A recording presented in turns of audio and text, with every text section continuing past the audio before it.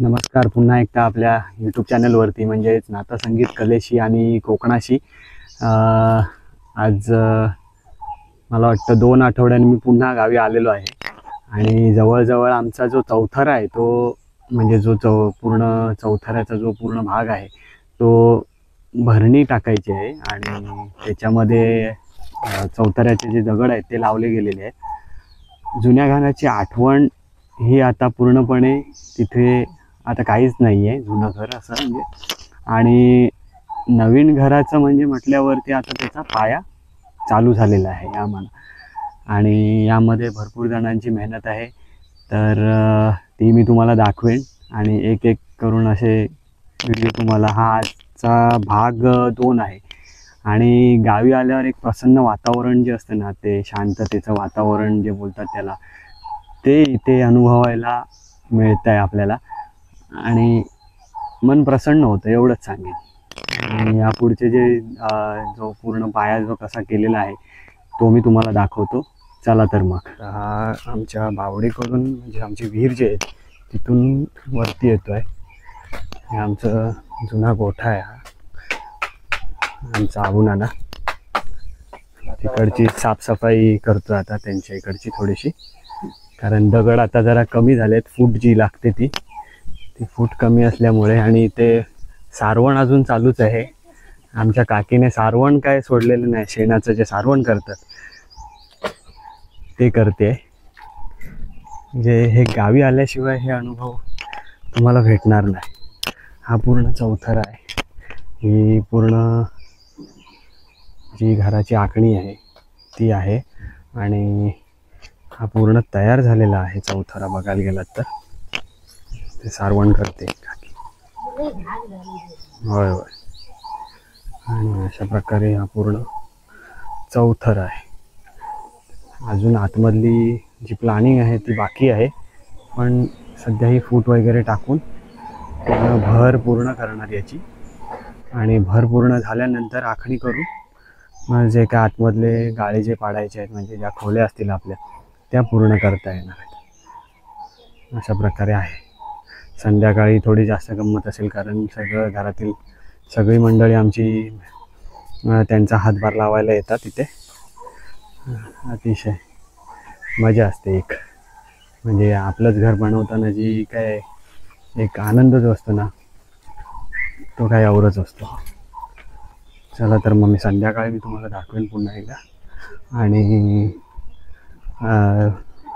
रितान तो आमचा गणपती दादा तिकडे बसलो उभा,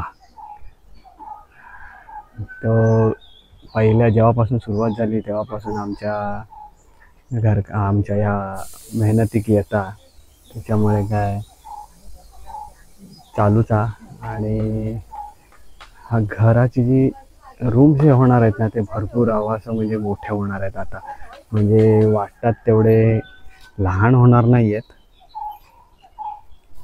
तसं बघायला गेलं ना तर श्रमदान हेच श्रेष्ठदान आहे। आमच्या घरात प्रत्येकाने ही मेहनत घेतलेली आहे, प्रत्येकजण काही ना काही स्वतःच्या परीने जे काय होते तेवढं श्रमदान करण्याचा प्रयत्न करतो आहे। त्यापैकी हा आमचा सिद्धू जो मुंबईवरून आला आहे आणि श्रमदान करतो आहे। आपल्या चौथऱ्याचा जो पूर्ण आकार आहे तो तयार झालेलो आहे, चौथरो पूर्ण झालेलो आहे, त्याचे लाईनी पूर्ण झालेले आहेत। आता मध्ये जे काही मधले जे मेन भिंती जे येणार आहेत त्यांका आमका बीम घालूचा, म्हणजे बीम कशासाठी की वरचो जो जर इन केस ज्या भिंतींचा लोड असा तो व्यवस्थित त्या बीमवरती राहू शकता, अशा प्रकारे ती पूर्ण मांडणी होणार। पूर्ण जे बीम होणार खालचं बीम झाल्यानंतर त्या हुरवलं जातं। समजा जो आमचं आहे खळ्याची जी माती आहे ती व्यवस्थित करता, लेवल करून घेता आणि ह्या जी पुढचा जो सिमेंट घातलेलं कॉन्क्रीट केलेला दिसतं आता पडवी आहे आणि त्याच्या आतमध्ये रूम पाडले जातलेत, ते तुमका थोडे थोडे दाखवतंय। हा आमचा प्रथम, या लहान वयातच त्याने श्रमदान करण्याचं मोठं भाग्याचं काम केलेलं आहे आमच्या घरासाठी।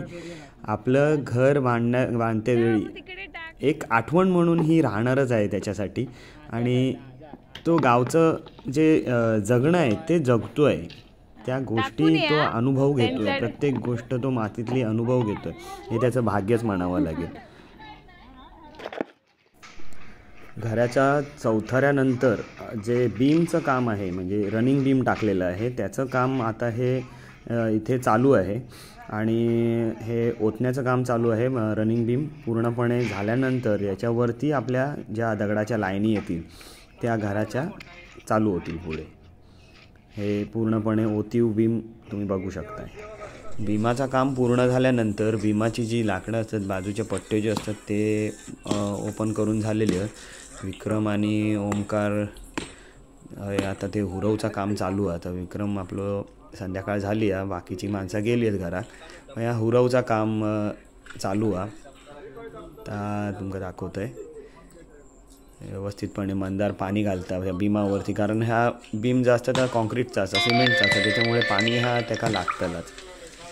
अशा प्रकारे आता ही लेवल झालेली आहे बऱ्यापैकी. याच्यावरती व्यवस्थित कॉन्क्रीट पण आहे त्याला. ही आधीची जे फोटो आहेत ते तुमका मी दाखवतो आहे.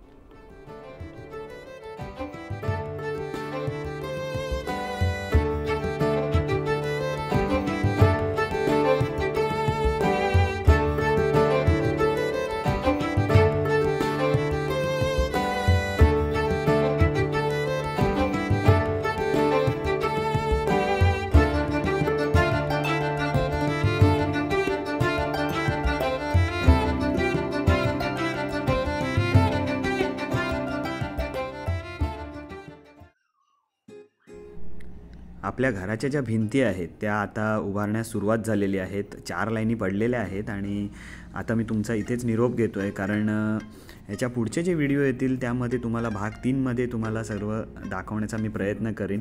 कारण ही गंमतच आहे. घर बांधणं म्हणजे सोपी गोष्ट नसते. 4 चौघांचे विचार एकत्र येऊन ते पुढे जाणं हेच महत्त्वाचं असतं. तोपर्यंत मला निरोप द्या. आपल्या चॅनलला सबस्क्राईब आणि लाईक करायला विसरू नका आणि शेअर करायला मात्र विसरू नका. तोपर्यंत नमस्कार.